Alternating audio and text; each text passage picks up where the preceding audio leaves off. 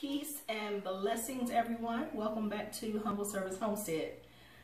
Around the homestead, one of the big things that we've had a focus on is coming up with ways that we could have food without having to refrigerate or freeze.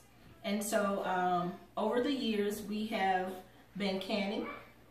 And I wanted to come to you guys today to explain the difference between canners, pressure canners, and water bath canners. So without further ado, let's get started. First and foremost, we have a pressure cooker. Not to be confused with a pressure canner. Pressure cookers are what you would use when you are trying to tenderize or soften a tough cut of meat, be it goat or a tough piece of deer or something along that nature. You'd put that in the pressure cooker for about 20 or 30 minutes or so to tenderize that. It's a way to shorten the process of cooking a hearty piece of meat for a short period of time. Here before me we have a this is just a water bath canner. Water bath canner is what you would use when you are trying to preserve things like jellies or jams, pickles and things of that nature. You would fill this with water, enough water to cover whatever size jars you're using.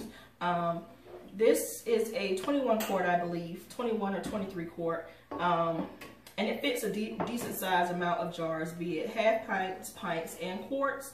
Most of them do come with a jar basket that you would use to put your jars here and then put them down into your canner. Again, this is just water bath canner. And moving on down to my favorite, this is a pressure canner.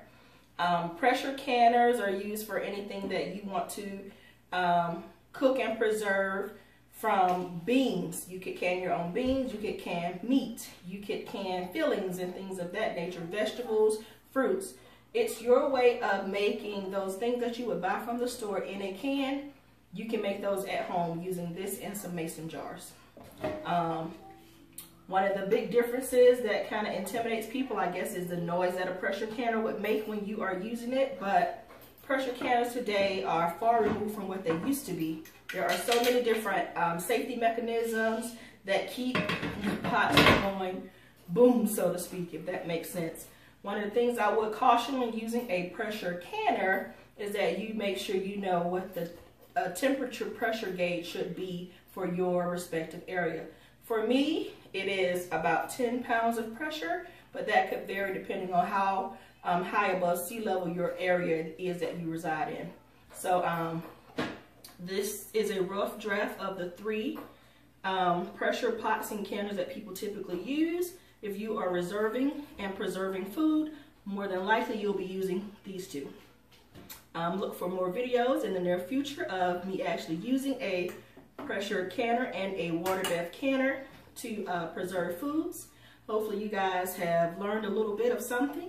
Thank you for stopping by for that quick rough draft and brief description of the three. If you have any questions, feel free to leave those in the comment section below. I always read them. It may take me a little bit of time to respond, but I do truly appreciate it, and you will receive a response eventually. Thanks for stopping by the homestead today. Peace and blessings.